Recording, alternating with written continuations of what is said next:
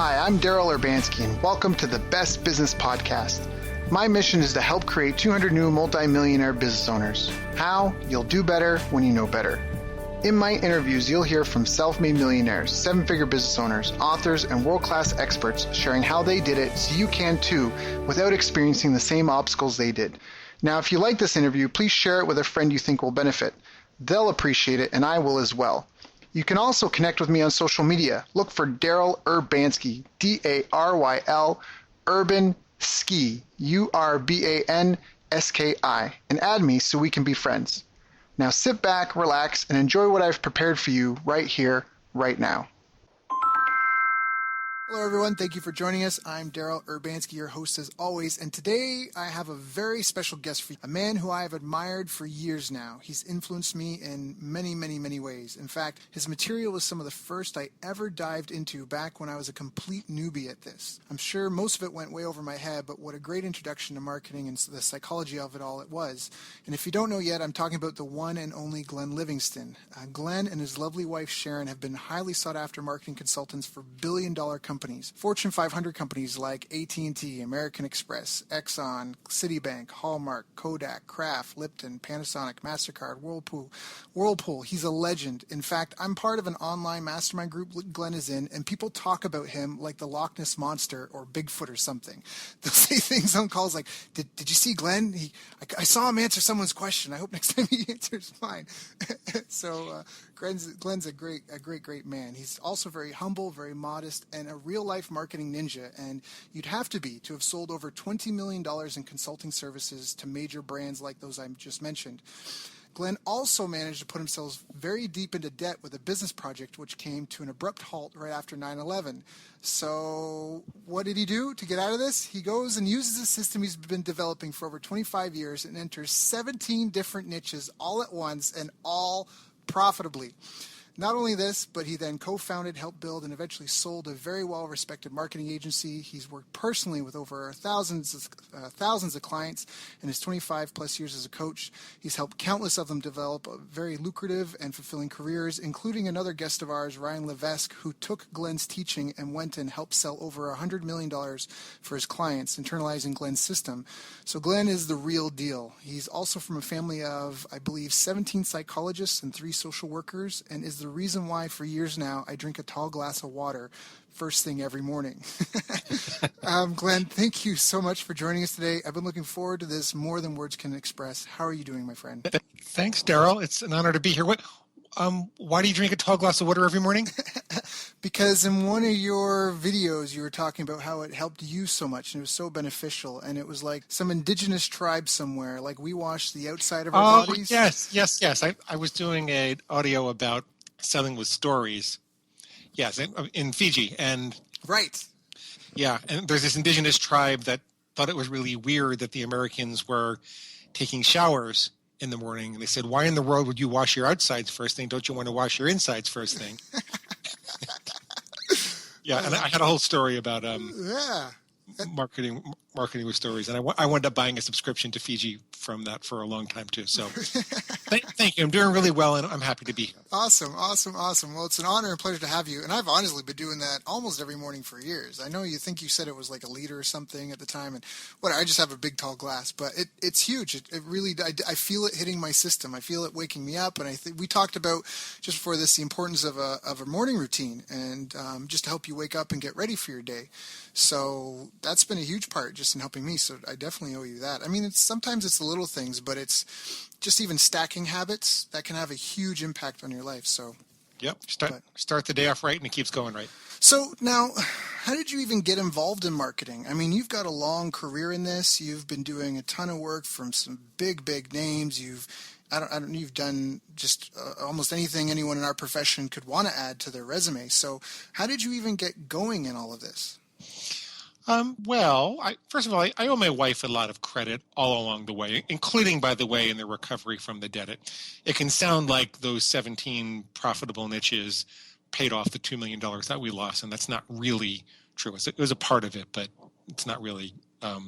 My wife deserves a lot of credit for what she was doing on her side during that time also. So I just want to say that. And she's also the reason that I got into marketing. I've always thought of myself as a psychologist first and foremost. And the difference is, I come from a family of psychologists and psychotherapists and social workers and everything like that. And I forget exactly how many people have licenses and how many people are, lay psychotherapists, but it's a family profession. And everybody kind of settled down and became a country doctor, for lack of a better metaphor. And to me, it's nice to be a country doctor, right? You help maybe 40 or 50 people any given year that are working with you weekly or biweekly, and maybe you help their families a little bit. And, over the course of a career, you help a couple of thousand people. But I wanted something more. When I was a little boy, I remember going to show and tell in kindergarten, and people asked me what my dad did, and I said, well, when people are unhappy, he makes them happy. And that's what I wanted to do, but I wanted to do it on a broader scale. And so I originally got into marketing because I thought that psychoeducation was a way to educate the masses and give them the tools to, now I would say lead a contented life when they were not content. I think that trying to be happy all the time is kind of a moronic pursuit. But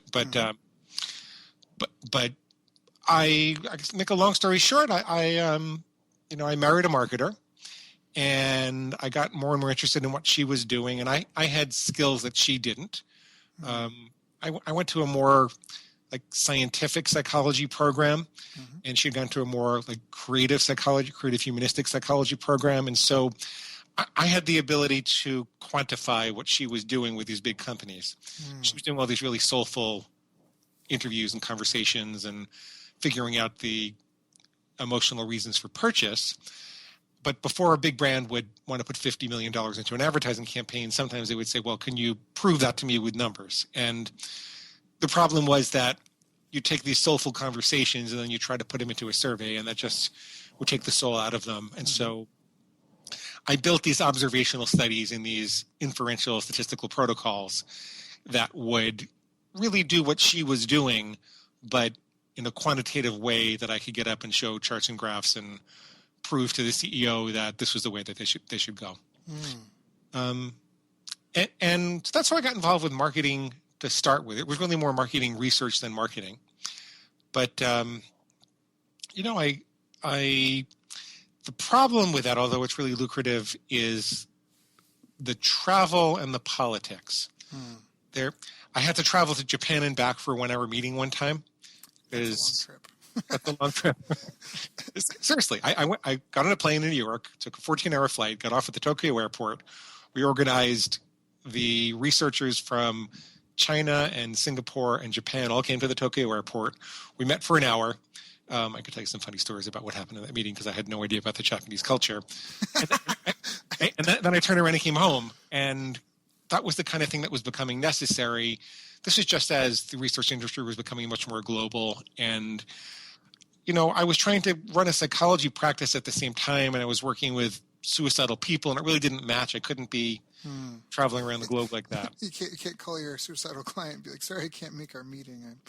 You can't do that. You can't do that. So I am, we tried to get out of the very lucrative, very interesting, but exhausting, politically complex consulting industry. We tried to get out of that by going to the other end of the industry, which is running a research facility so that all the people who are selling intellectual capital, who are consulting for large agencies, we decided we were going to be the ones that gathered the research participants and hosted the conferences and had one-way mirrors and focus group rooms and internet streaming, which was first just coming onto the scene back then.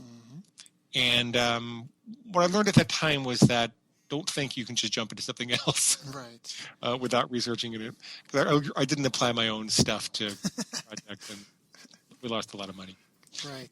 It was right around 9/11. It was in New York, so that didn't help. But we were losing money anyway, and we found ourselves deep in debt. And I had told all my patients and all of our clients that we weren't doing this work anymore. We were just going to run this facility, and That was a mistake. Also, it's just like jump ship 100%. And so I was kind of forced to kind of step back, similar to the Gary Halbert gun to the head modality, where I say, well, look, I've got to make this work now. And I'm 40 years old, and I don't have a business, and I don't have a practice, and my wife doesn't have an income, and I don't have an income, and we're still two doctors. We're still very skilled, Right. and we built ourselves up by applying what we knew about psychological research to our own projects. And I started out with really small stuff, guinea pig. Yeah, guinea pig and guinea pigs. I remember you talking about the difference of search traffic. Yeah, if you can intercept people and ask them what they're looking for, it tends to differ depending upon sometimes things as small as one letter of the search phrase. People searching for guinea pig, if I remember correctly, wanted to know what a guinea pig looks like and how big they get, and people searching for guinea pigs were more likely to want to know about how to take care of them and how long they lived and were they okay with kids. And obviously there were marketing implications for that, because if you intercepted people and exhaustively ferreted out those differences, you could then segment them into different marketing funnels that addressed what you already knew they wanted. And they would say, wow, this is like psychic prediction. Right. Which is so powerful in marketing. I mean, that's a huge, huge thing. That's the holy grail, right? Is to enter the conversation going on in people's minds. So where did that then kind of lead you along? I mean, you started doing guinea pig in small markets and small little info businesses, if I'm correct. And right. It was off of pay-per-click and your like a survey basically your own survey formula, correct? Yeah, it was like a variation of the underachievers model, if you remember what that was. So you'd run an ad that said everything you need to know about guinea pigs all in one place. And then they'd click on the ad and land on a page that says, I'm writing a book about guinea pigs, and if you'll just tell me your single most important question about guinea pigs, I'll give you a copy of the book.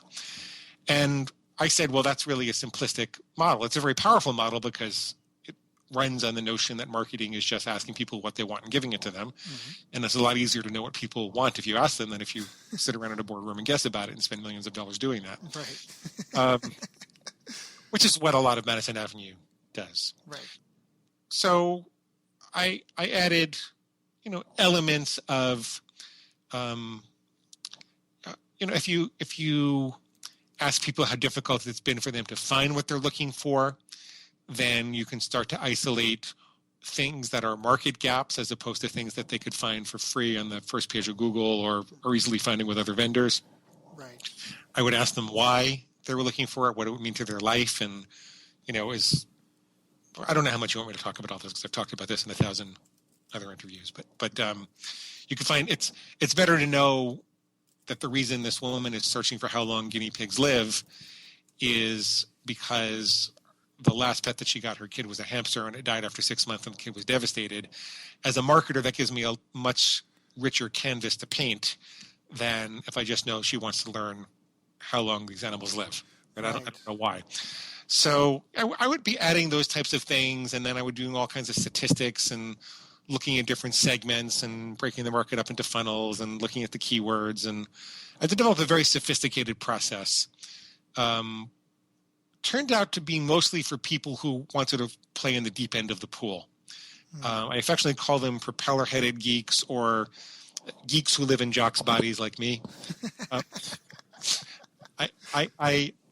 Yeah, and so intriguingly, like that was not a multi-million-dollar business. Teaching people how to do research, it was a lot of fun, but I started teaching that. I was asked to speak about it because I had some real success in all these different markets. So I started teaching it, and I think, you know what, I'm going to have to build a real solid multi-million-dollar business. I was making a few $100,000, but it just seemed like it was going to go on like that forever. And I was in all these different, I was so dispersed that I couldn't really focus on any one business. And how was I going to develop the back ends? And it was driving me crazy. And so I decided that, all that work was just to develop the formula. That's what that was all about. And I did that, and I proved it, and I got out and I spoke about it, and I got a little famous for it, running around to the seminars. And then people started asking, gee, Glenn, this is real deep end of the pool kind of stuff. Do you think you could do it for me? And if I was going to do consulting again, I decided I just had to charge a fortune because I made a lot of money consulting for big companies. And the only difference here was that I could stay home, but I just didn't want to be in my 40s trapped consulting for everybody else. So, so I got a partner. We started an agency, and that became Rocket Clicks, and they grew to 21 people, and they did very well. Painfully, it was painful. I got to say, we had some painful few years, and I wound up selling my shares in the company to an amicable partner who I still talk to this day and consider a friend. I think I was there. You guys just launched shortly after Ken's last system. I remember you guys doing a plug for it there. The software looked phenomenal, the way it optimized. And anyways, I don't want to go on a side tangent, but because you're telling a great story. But I just remember that. I think that was like 2011, 2010. No, I think we launched it in 2008, actually. Oh wow. Anyway, but that was a good experience. So up until then, I saw my own results. And when I started doing that, I'd done a little bit of business coaching before that, but when I started doing Rocket Clicks, and I dug into literally over 100 people's campaigns, because we would have them apply and look at their campaigns, and we look at their whole funnel, and I could really see like the dollars into dollars out results and what was working and what wasn't, and I could see how people were making money in spite of themselves, and just how many undervalued assets were on the table, and that was a real experience. So, what are some of those? I mean, what are some of the insights that you got from looking over hundreds of accounts? How are some people? I mean, obviously that's a whole lecture in and of itself, but is there any kind of tidbits you can give us that? Yeah, it was almost the opposite of how I was approaching advertising at the time. I was hyper-segmenting things. So when I would run a campaign, I would run, 35 different ad groups that all centered around a particular keyword, because I was looking for the differences between keywords, and I was trying to hyper-segment things so I could leverage the, hey, this is exactly for me effect. Right. Because at that time, I'd ask myself, well, what do I know always works in marketing? What always works is when people think it's exactly for them. So if you run an AdWord campaign and you split off a keyword and you build another ad specifically for that keyword, and all of a sudden you get a higher click-through rate, you know what that experience is. And I'm trying to leverage that to the nth degree. But what I found was that, first of all, a lot of the bigger businesses seemed to be making money on very few keyword groups. This was back in 2008, so things were a little different now. But it's like they started with a bullseye and they expanded out from there. And they had, one primary offer, and they really were more minimalistic. At least the successful ones that I saw, they were more minimalistic than my approach had been to that point. And so I kind of decided I conceptualized this as the bullseye hyper-responsive approach, where you really had to find a center of gravity online. You needed to figure out, because the internet is indexed by keywords, so you really needed to figure out what you want your site to be about. Like if it could only be about one keyword, what's your dead center? Where do you live? How do you position yourself online? And if you made a really strong center of gravity, it would radiate outwards from there. But if you didn't have that strong center of gravity, then you wouldn't. You'd be floating. You wouldn't be floating. You wouldn't be well rooted. Yep, that makes perfect sense. Right. So, so my classic example is if you want to break into the weight loss market, it was better to do something about emotional eating, because the people who would respond to an ad about emotional eating and land on a page about emotional eating were much more likely to be convinced by an offer about emotional eating, and it took you out of the instead of having 30 million competitors, you had half a dozen competitors, and then you were really, really strong on that keyword. So, but the difference for them was not to have that. Is that correct? They didn't have that? Well, they kind of sort of did. That's what I'm saying. Like I don't think that I did originally. I think originally I was Oh, successful because I put out 35 ad groups, and 15 of them would begin to work, and then I would work on segmenting and developing these crazy complicated funnels, and that turned out to be really not. I think that, I guess the best way to put it is that I think that segmentation is a multiplier, but it's not the most efficient way to start a business. The most efficient way to start a business is more of a lean startup concept, and you don't want to start applying all of the multipliers until you have traction to start with. right. And that's what was different about how these businesses were thinking than how I was thinking. Got it. So let me try to paraphrase or say recap. So you're saying that for the most part, like to segment out will get you a greater response.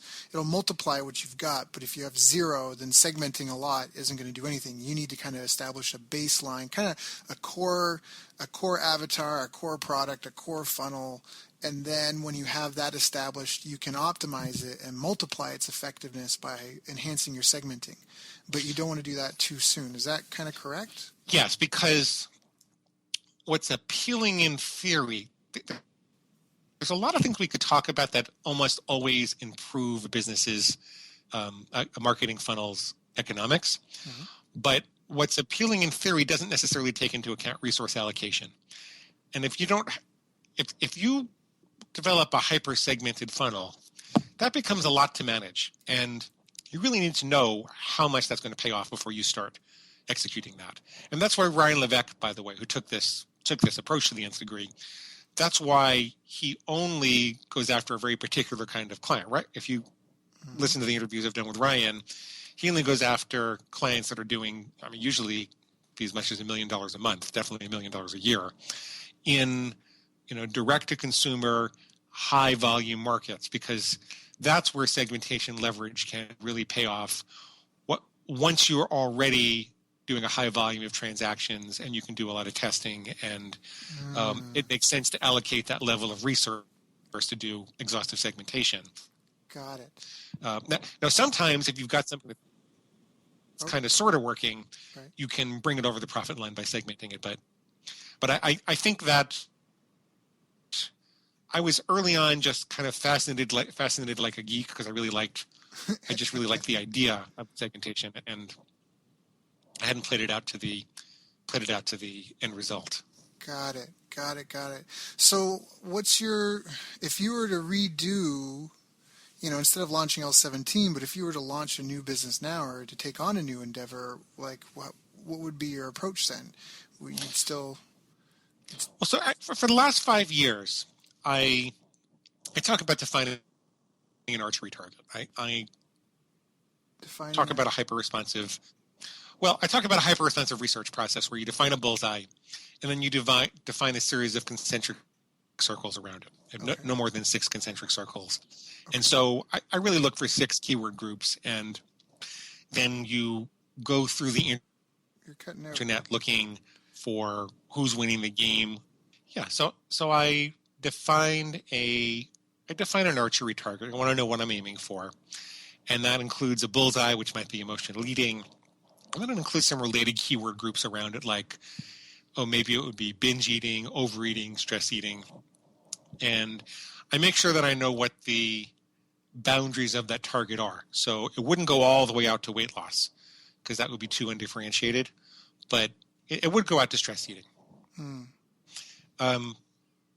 And I study what the competitors are doing on those keywords, and I study what the best-selling books in Amazon are writing about, and what are their tables of contents, and what's the language and concerns and objections in the Amazon reviews. And I look at other language on social media, and I kind of gather and organize that in a systematic way so I can take a really good guess as to how to put up a site. And then I run a survey on that site, and you can see an example of one of those surveys at screwyourdiet.com. That's where you would go. Screwyourdiet.com. I love it. And the survey is not actually on the landing page when you click to when you click the action button on that page, the survey, you'll see the survey. Got it. Okay.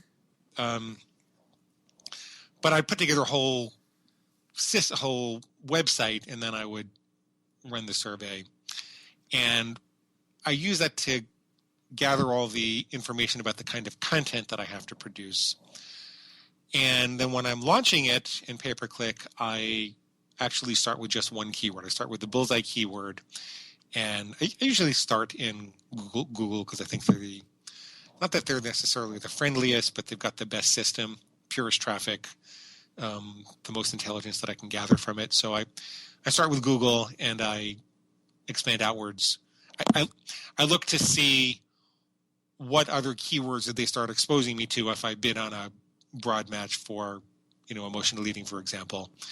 And then usually that will be the keywords that I researched because I did the original keyword research in Google. But I'll see where it goes because it really empirically at this point depends on what people are actually responding to, and I'll build it outwards from there. So I'll let it organically evolve as opposed to trying to segment from the beginning. Got it. And then if it's working, then I'll think about segmenting later on. Got it. Now, for anyone that's listening to this that may not know the importance of keyword research, I mean, what a lot of people may not even think about or realize is that, for years, we all wish that we could read other people's minds and know what they're thinking. And with the internet, you can. And although it's a casual term thrown around keywords, that's what you're getting. You're getting the thought people are having when they're going to the internet. Correct, Glenn? Well, what I like to say is that keyword searches are compressed conversations people wish they could have with a loving uncle or aunt. Where people really, if I'm overeating chocolate, which I've been known to do, I really wish that I could go talk to a loving aunt and say, Aunt Sheila, I can't stop eating chocolate. It's driving me crazy. I'm 20 pounds overweight and my triglycerides are too high and I really have to stop. What should I do? And she would go, there now, Glenn. Let me tell you about when I had this and I work with these other people who had it. And, what you need to do is X, Y, and Z. But I can't say all that in a search engine. So what I type in is emotional eating or stop eating chocolate, right? Right. And your job as a marketer is to decompress the compressed keyword phrase and figure out what that original conversation I was trying to have with my aunt would have been. Got it. And the way you do that is by looking at the bestsellers on Amazon for Stop Eating Chocolate, and then look at the book reviews for those bestsellers. Right. And within those book reviews, you're going to find very emotional language. Right. On both sides, the positive and the negative. The negative reviews are just as valuable, right? Because I know right off the bat people think positive reviews, but the negative reviews will recommend the things that the negative reviews will represent things that will stop people from buying. So those are objections you're going to have to overcome in your marketing. So you'll look there. You can go to search.twitter.com and look to see what people are tweeting about stopping eating chocolate. Is that the new one? Because you recommended one before. It was TweetGrid, and it doesn't work anymore, I don't think. TweetGrid doesn't work anymore. Yeah. So search.twitter.com is the native search function that Twitter provides, so that will always work. But there used to be a free utility. There still are free utilities, but I used to recommend TweetGrid that would set up a marquee, kind of like an ongoing scrolling Twitter conversation on your keywords, and you could enter the whole archery target, not just one keyword. But I could have a marquee going for emotional eating, one for stress eating, one for binge eating, one for overeating, and start to see what the difference is between them. What you can do now, there's something called Hootsuite. Right. And you can accomplish, it's a little beyond the scope of what I can do in an interview to show you how to do that, but anybody that's a little techie can figure it out. Okay. You can use Hootsuite to add Twitter feeds to you can add Twitter feeds to your Hootsuite account and do the same thing that you used to be able to do in TweetGrid, which was to set up a series of marquees so you could be bathing in the conversations. So it used to be you had to go to a trade show, right? I don't even know if there's a trade show for chocolate addicts, but There probably are trade shows for people who want to keep eating chocolate. I don't know if there are Right. trade shows Right. for want to. Chocolate's Anonymous. I mean, there probably is a Chocolate Anonymous. You probably have to go find Chocolate Anonymous and hang out with them to hear all the stories of people and how chocolate was interfering with their lives and how they finally stopped. But now you can be listening in social media. You can also, search Facebook for those types of conversations. You can look for groups in Facebook where people are talking about. I don't think you'd find a group where people are talking about stop eating chocolate, but I think you would find one about stress eating or emotional eating. Mm-hmm, mm-hmm, mm-hmm. And that's how you start to read their minds. And ideally, you invite people from those groups to talk to you. Sometimes you could pay them a few bucks. It's better if you don't, but sometimes you have to. Wait. You actually talk to prospects? That's so crazy. Yeah, I got to tell you, it's really hard to convince people to do this. Yep. But there's nobody that ever told me they regretted it when they did. Now, I want to bring up a point because online research is so powerful because you get a lot of the candid conversations people are having. I remember you were talking about some focus group that was being run, and they were trying to get people to choose between various products, and they kept them there for a number of hours, did a number of exercises, and at the end, they were like, thank you for coming. I think they were getting some sort of check or something, and they were like, oh, by the way, our supervisor, whoever, said you can actually take one of the products home with you, but only one, so you're free to pick whichever one you want. And that was the actual test. Because in the focus group, people will tell you what they think, you want to hear, what their opinions are. But then when you do that, they grab the product that they actually wanted. And so with online, that's a really good way to kind of listen in candidly and hear the real conversation people are having. That's something I've kind of always wanted to ask about that, because honestly, it's something that I've felt has made me hesitant in using surveys, is because I'm, how do you trust the data that you get? Or when you do get someone on the phone and they tell you, is there any kind of like rule of thumb or, just... Well, okay. So those are good questions. And research data exists on a confidence continuum. So at the very best, there's research that you do to generate hypotheses, and there's research that you do to confirm hypotheses. And like the people who say that you should only do quantitative research, what they're missing is, well, what is the input for that research? And is the input for that research scientifically determined, or did you pull that out of your butt? And so I've always believed that you need a thorough approach to marketing research, which incorporates both qualitative and quantitative methods. So I gave a talk called The Four Corners of Marketing Research. And the essence of this is that there are four ways to listen to the market. You can listen with your head, or you can listen with your heart. Listening with your head is listening in ways that can be quantified. Like doing a survey is listening with your head because you're trying to tabulate and quantify the results. Versus listening with your heart is having a squishier conversation, right? A more heartfelt conversation where you follow the prospect wherever they want to lead you. You try to engage them emotionally. When you do that, you're admitting that you're necessarily influencing the prospects more than if they were taking a structured survey online, and certainly more than if they were buying or not buying when you were comparing in a scientifically controlled experiment, right? So there's listening with your head versus listening with your heart, and there's listening to what people say versus what people do. And if you put those four together, it becomes a quadrant. And you want to attack the market from north, south, east, and west if you can. But I tell people to try at least two, and one of them should be quantitative, one of them should be qualitative. So let's just talk about the different ways you can do that. If you're listening to what people do in a quantitative way, if you're listening with your head to what people do, then you're doing a quantitative test. You're doing an A-B split test, this headline versus that headline. You're only counting which one people buy from. And you can definitively say when that's done, headline B won by 32% with a statistical chance of error of less than 3%. Right. Now that's great, and that's that's how you protect a system that's already working. You only change it when you find a statistically significant difference in what people do in a quantitative way. But the problem is you don't know why headline B won. And because you don't know why headline B won, you don't know what you need to test next.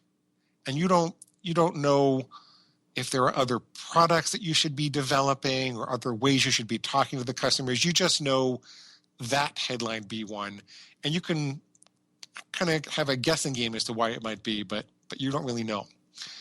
On the other hand, if I listen with my heart to what people say, and I go and I talk to them, and I show them headline A and I show them headline B, and I ask them what they think, I'm going to have a lot of really good hypotheses regarding why they're choosing headline B versus headline A. And that's going to lead to a whole bunch of other ideas that I can test to improve the business. So they're both incredibly valuable. And the idea that you should only do quantitative science is really very restricting in marketing and elsewhere.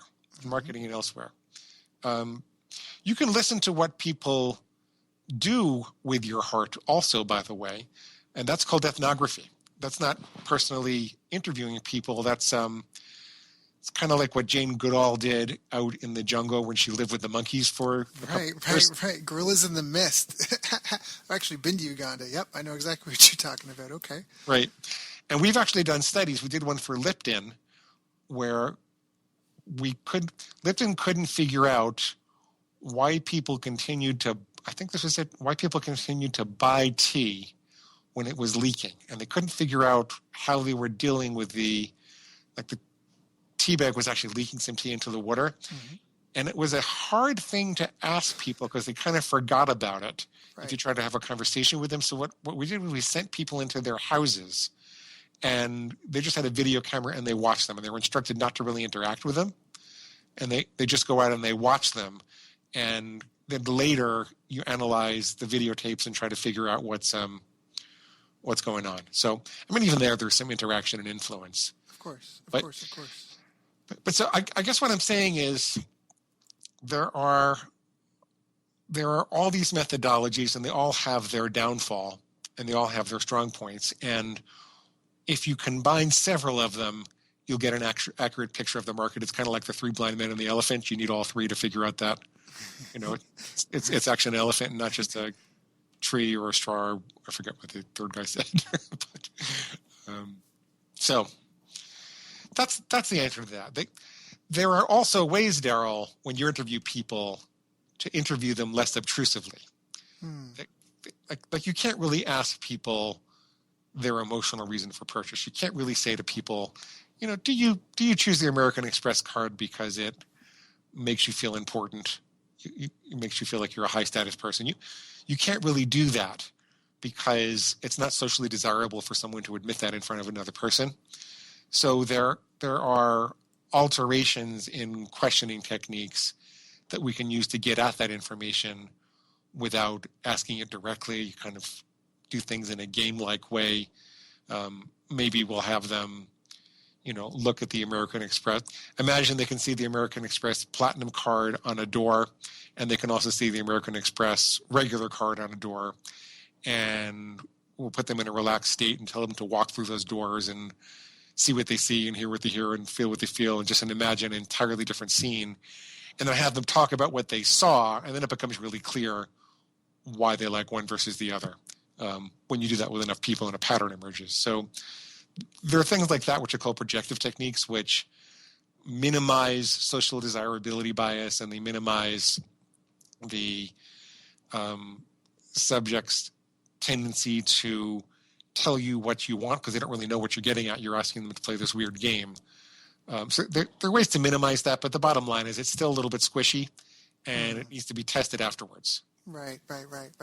No, I appreciate that. That's very, very valuable because I think a lot of people listening to this call, that's what they're trying to figure out is how do you get in tune to your market. I mean, I read a book recommended to us by another guest called The Discipline of Market Leaders, and the book was basically talking about how every business either leads either because it's operationally superior, something like Walmart, where they can afford to sell at it's so efficient. The company is so efficient. Their margins are so small that they just crush their competition as far as, convenience and effectiveness and cost. Other companies, they have the best product, but it may not necessarily be the cheapest, and that's like Apple. And then other companies, they just, like you said, like that, it's built for me, that custom feel. And I think all of us want all of that, right? We all want optimized businesses, and we all want the best products that we can deliver, and we all want to tune in. But that's especially for you. I think that figuring that part out is really difficult for a lot of people. And I know some people that, they make money hand over fist in their market, but they're frustrated because they don't even know why. I mean, I have a client that's doing $25,000 a month, but they sell to parents, and this is literally what the one lady said. She said, parents are fickle. I don't necessarily know why they're buying. And so this stuff is really helpful. I know for you, because you sit in it so much, it might seem old hat, but I think it's really valuable for a lot of our listeners. And I definitely hope that they're taking notes. And if anything's jumped out at you, please listen to it again. I've been trying to not take notes. Can I tell you something that I think is incredibly stupid? Sure. It just drives me crazy, but I see it over and over and over again. Please do. People that have successful online businesses and they've never interviewed their customers. Right. Like I know people who have multi-million-dollar businesses and they've never interviewed their customers, and there's just so much gold sitting on the table. If you send out an email and say, hey, I'd like to talk to you for a couple of minutes, could you please reply? I just want to find out, how are we doing? How can we do better? How else can we serve you? Right. And, spend a half a day talking to those people, and you just won't believe what you find out. I think that's very valuable advice, for sure. And I know, because that's something that piqued my interest when you said that earlier, people making money in spite of themselves. Because I know some people doing that too, where I just see them doing things like just backwards. I'm like, how are they making it? But there's more to being successful at a business than, I guess, market research and knowing your customer, apparently. But that's really powerful. So it's evolved for you over the years, like in vast ways, and had a profound effect, because it originally started with simple surveys, and now you're getting more and more in depth. So now, I guess, when you work with clients, what are some of the key mistakes that you see them making, or key places? I mean, you mentioned that just now, that they haven't talked to their customers. Is that like the biggest mistake you see most people making, that they don't have any of that line? No. I think are you talking about beginners or people with existing businesses? Well, let's say people with existing businesses. The biggest mistake I see people with existing businesses making is chasing traffic and diversifying, trying to go after efficiency, when what they really need to do is improve the conversion of their whole system.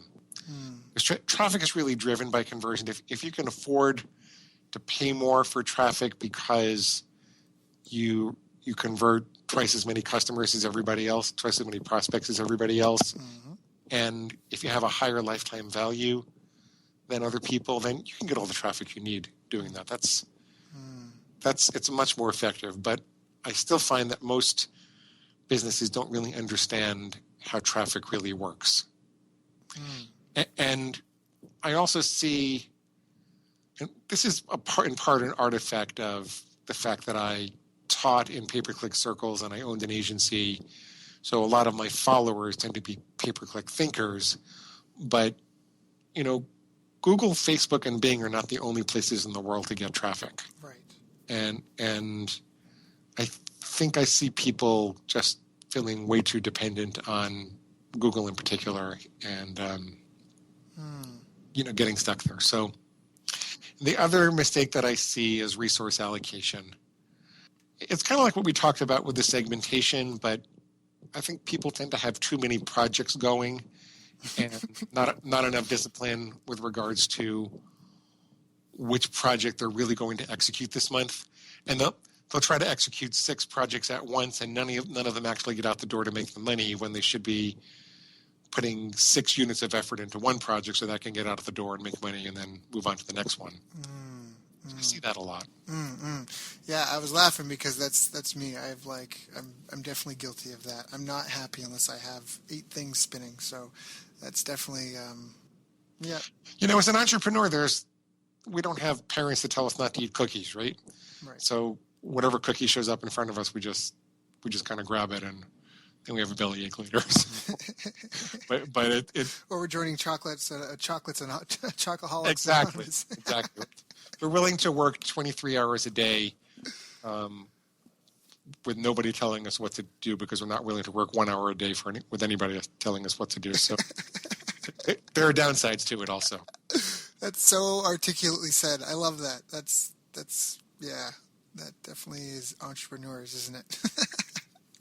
Those are great tips. Those are such great tips. And I agree, because that's something I learned from Ken McCarthy, a mutual friend and I guess mentor of both of us at some point, is that traffic, you can just write a check and get more traffic, but what really matters is the conversion. And like you said, being able to capitalize on those people.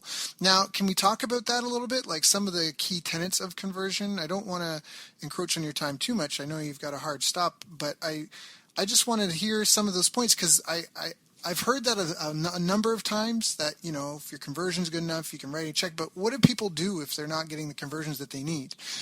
Well, and this maybe goes back to the biggest mistakes I see business owners making. Okay. People think conversion is all about copywriting, and copywriting is a part of it. Mm-hmm. It's kind of how you package it all up. But really, it's the match of the offer to the audience. And if you're not getting good enough conversion, probably the first place to look is not tweaking the headline or changing the color of your site, or, adding another story. Probably the place to look is the offer well matched to the audience, and is it strong enough? People tend to underestimate the cost of customer acquisition. They're really trying to make money on the front end product, and they're not willing to pay enough, either in value they're giving the customer, or in the discounts or time that it takes to actually take care of that customer for the first offer. Customer acquisition is a really expensive process. And when businesses get caught up in the efficiency of customer acquisition, they actually wind up spending more money in the long run. And what you want to do is try to engineer things so that you can afford to pay more to acquire a customer, and you want to be able to make ridiculously valuable offers that people really can't walk away from. Right. That way it'll lower your cost of acquisition, because your competitors can't compete with that, and you've got the best deal in the marketplace. And so the classic example with that, I have a friend in the gym who's an advertising salesman for Spectrum, and he works with all of these local vendors. And he says, people come to him and they say, yeah, I'll be happy to make an offer for your readers. I'll give them 15% off with this coupon. Right. Yeah. And he'll say, 15%? I want you to give them a free dinner. Yeah. That's because the value of these people, if they come back over and over and over again, but most businesses don't compute the lifetime value of their customers, so they don't know that. Right. And so for anyone listening, if you're not aware of that, the lifetime value of your customer is basically the dollar value of your relationship with a client or customer over the term that they do business with you. So I've heard in a few different places, they cite, average of 6 years. Most businesses have fresh new customer base for the most part. And so, sometime within that 6-year period, it depends obviously what you're selling, but how much money you can expect to make from your average customer in that time. And so what Glenn's talking about is just knowing that number, so you can give away, you can put together something on the front end, and maybe it's like a loss leader essentially, right? Like you sell it and you might even lose money because you're going to make it up over the relationship with them, and you're willing to invest in the relationship with them, and also kind of differentiates you from your competitors, right? Because you're giving away phones for free when everyone else is charging $500, $700 or whatever. So got it. So really it sounds like for you, if anyone feels like their sales letters aren't converting, or their webinars not converting, or their sales reps aren't really able to sell, that they need to perhaps do some more of this heart and head research analysis, and make sure that they're really in tune with what their client's problem is, and that they're making a compelling offer that's really hard to walk away from, and may not even make the business any money to fulfill on that, just to get a baseline of people who you've been able to help, who love you, and who will tell you how you can help them next. Is that Is that articulate? Is that accurate? That is accurate. And the second thing to consider after the offer is, do you really have a unique differentiator? Have you given people a reason to do business with you as compared to all the competitors and as compared to the option of doing nothing? Can you give us an example of someone who's got a good differentiator? That way we kind of can know what you mean. I mean, like something that sets you apart from everyone else, as opposed to being me too, and another one that does X, Y, Z. So having like a tenet, like you're the fastest, or you've got the best product, or yeah, that could be one of them. It would be a place where you could say I'm the only one who does this or the only one who does that, and really prove it. We're close to being able to do that in our coaching academy. We don't have enough proof yet to say we're the absolute most powerful organization to help you work at a thriving practice, but we can say we're one of the only. We're starting to be able to show more proof than other vendors have, and if we could really build a moat around that, by we've only been in business for a year and a half, and so we don't have enough coaches who, have $100,000 practices yet. But when I get to the point when I've got 30 or 40 coaches like that, and I can display them on the page and have an independent study done by some third party that proves we have a higher rate than all of our competitors of success. Yep. Yeah, that would be a differentiator. Back in the days when I sold ebooks, radon is this invisible gas that causes lung cancer, and the state minimums for an acceptable level of radon to allow a house to pass from one owner to the next without being addressed for radon mitigation. It turns out that it was still possible to get cancer below that state minimum. Whoa. And so if there was a business that said, we have the only radon mitigation system that drops the level to proven safe levels so that your children aren't exposed to radioactive gas that can cause lung cancer beyond XYZ level, then that would be a differentiator. Those kind of things. Got it. Okay. Thank you. Glenn, thank you so much for sharing some of this knowledge and wisdom with us. So you've kind of gone through all these different phases. I mean, you did the corporate thing, you did the solopreneur thing, you did the agency thing. What are you working on these days, and what are you really, really excited about? Well, what I'm probably most excited about is training and certifying business coaches. I also train and certify life coaches, but I'm probably most excited about training and certifying business coaches with my partner Terry Dean, because I feel like, it's one thing to record a bunch of lectures and get paid for people to listen to the tapes, and it turns out, because I really play in the deep end of the pool, that there are a lot of businesses out there that are making millions of dollars because of what I taught them, but my implementation rate is just not high enough, and I'm not satisfied with 10% of the people actually doing what I teach, which is actually reasonably okay compared to other people that teach marketing. Because, like Dan Kennedy says, people have books, but they don't read books. But that's not satisfying to me.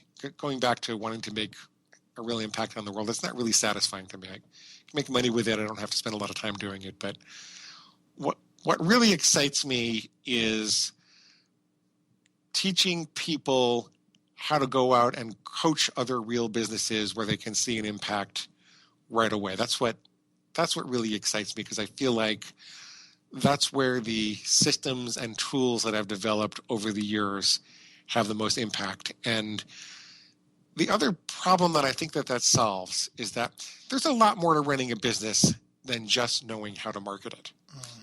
And I think there are a lot of people probably listening to this call, certainly a lot in my audience, who genuinely know marketing really, really well. And if they had a business owner's trust, they could monetize that knowledge very quickly. But they haven't been able to monetize it themselves because they're not necessarily so good at operations or sourcing the right product or managing employees or dealing with taxes or lawyers or managing managing their time, which is in the ways that are necessary as a business, or delegating and all that kind of stuff. But they really, really know marketing. And if they could just add to that a set of tools that would help them to be credible and get up and running quickly, as a business coach, and they could locate the businesses that had undervalued assets and, know how to attract them as a client and sweep them up, and demonstrate their expertise pretty quickly so that they can pay for their sessions and pay for almost a year of sessions in the first couple of appointments. That's what excites me. When people come back and tell me stories like that, that's what excites me. And so that's what I'm working really hard on these days, is developing the Business Coaching Academy. And then, believe it or not, the Personal Coaching Academy goes hand in hand with that, because when you're coaching a business, you're not really coaching a business, you're coaching a business owner. Right. And so business owners, it's not just about giving them information. You have to get them to actually execute on the information. And that gets into relational dynamics and why people are afraid to do what's really in their best interest, and how to overcome people's head trash in order to get them to cooperate and grow their business. So those are the things that I'm excited about these days. That's awesome. Yeah. And how does someone get in touch with you if they're interested in any of that? I mean, some of the things that you were saying really hit me, because I think you're right. I think that it's hard to be a jack of all trades and be successful, and people have to pick something to specialize in. And you obviously have done your research, because you articulated it very, very well. We have. Yeah, so probably the best thing to do is to go to growthaccelerationsystem.com. growthaccelerationsystem.com, and you can read over the program that we offer. It's generally closed. We open a couple of times a year, so read over what we're offering, get on the waiting list. There'll also be a link to get into our free video training, get into the free video training, and then when we do have an opening, you can come on board. That's awesome. So what was the URL one more time? It was growthaccelerationsystem.com. growthaccelerationsystem.com. And that's to go find out some more information about Glenn. There's also, you say, some free videos and that for people inside. Yep. If they go. Yeah, that's awesome. Yep. Glenn, I fully endorse your stuff, because I mean, I owe so much to my mentors, and you were there early in my days watching your videos and going through keyword research with you, and just hearing you talk about psychology of marketing and why people buy. And it's an honor to be on the call with you today, and I very, very, very much appreciate your time. Please, anyone listening to this, if anything that Glenn has said has piqued your interest, please do yourself a favor and get on his list. He definitely knows what he's talking about, and the results are everywhere. In fact, he's about to get third-party endorsed. We're even working on it. So, well, we're not quite yet to that point, but we will do that in the next couple of years. Of course. But it's already in the plan. You're just very methodical, and it's probably your scientific background, but I'd love that. Even with the two of you, like you and Sharon, I can tell the head and the heart, and on your videos, and you guys talk back and forth, and I can see how as a couple make you just extremely powerful in any market you choose to go after. So thanks, man. I think we make a good team. Yeah, definitely.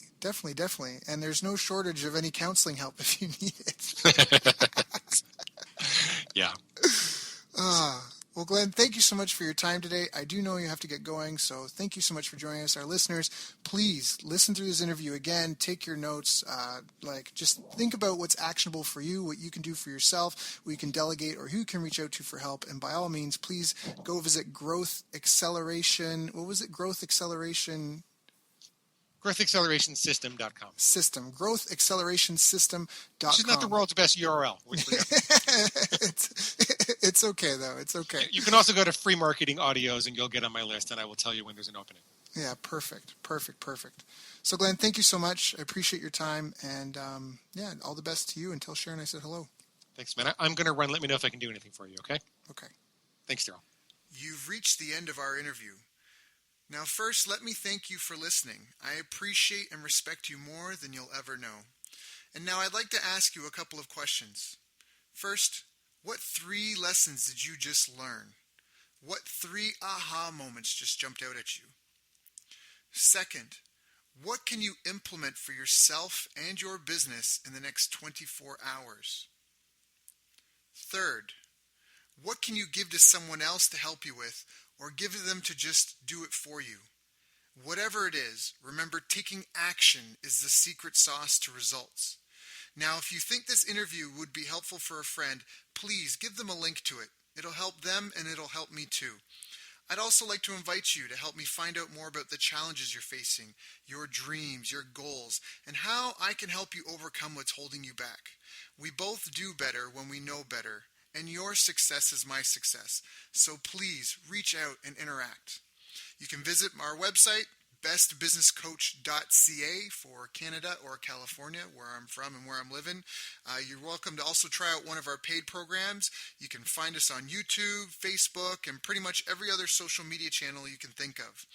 You should also subscribe to the podcast, and if you're enjoying them, please leave us a nice review. It really helps. That's all for now. Once again, thank you. Take care of yourself, and remember, the world needs the best business you can build. And I believe in you.